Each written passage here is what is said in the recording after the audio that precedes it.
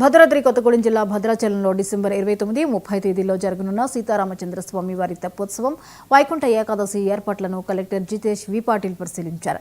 Sub collector కార్యాలయంలో వివిధ శాఖల అధికారులతో కలెక్టర్ సమీక్ష చేశారు. గిరిజన సాంప్రదాయ పద్ధతులతో ఆదివాసీల సంస్కృతి సంప్రదాయాలు ఉట్టిపడేలా స్టాళ్లు, వంటకాలు, నృత్యాలు ఏర్పాటు చేయాలని అధికారులను కలెక్టర్ ఆదేశించారు.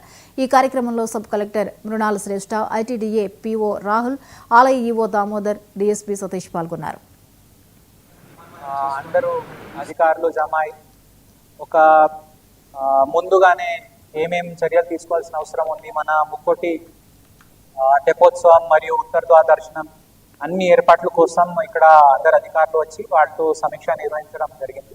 దీంట్లో మన ఆల్రెడీ మంచి టీం ఇక్కడ ఉంది. పిఓఐటీడీఏ గారు, మన ఈఓ టెంపుల్ వాళ్ళు ఆల్రెడీ లాస్ట్ టైం వాళ్ళకి మంచి అనుభవం ఉంది. డిఎస్పీ గారు, కొత్తగూడెం ఆర్డీఓ గారు, అట్లానే ఇప్పుడు మన సబ్ కలెక్టర్ మృణాల్ గారు కూడా, అండ్ అలాగే మన పీడీడీఆర్డీఏ గారు as additional collector local bodies, ఇంకా అన్ని departments, fire, RWS, NPDCL, irrigation వాళ్ళందరితో సమన్వయం చేసుకొని ఈసారి ఇంకా మంచి పేరు మనకి రావాలి. లాస్ట్ టైం కూడా ఏరు ఫెస్టివల్తో చాలా మంచి పేరు తెప్పోత్సవంకి వచ్చింది. సో ఎక్కడ కూడా తొందరపడి మీదికి వచ్చి ఎవరు పడిపోవద్దు అని మా విజ్ఞప్తి.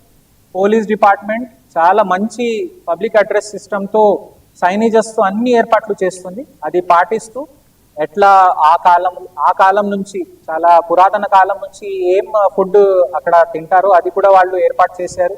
అదేవిధంగా బోటింగ్, ఇంకా మన బెండల్పాడు ట్రెక్కింగ్, ఇవన్నీ ఏర్పాట్లు లాస్ట్ టైం ఎట్లా ఉండేది అట్లా ఈసారి కూడా చేస్తాము.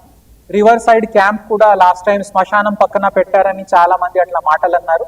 సరే ఆ జాగాలోనే పెట్టాలా, వేరే జాగాలో పెట్టాలా, అది కూడా మేము ఆలోచించి అది కూడా ఖచ్చితంగా ఏర్పాటు చేస్తామని మేము చెప్తున్నాము. కరీంనగర్ జిల్లాలో నవజాత శిశువు విక్రయం కలకలం రేపుతోంది. 6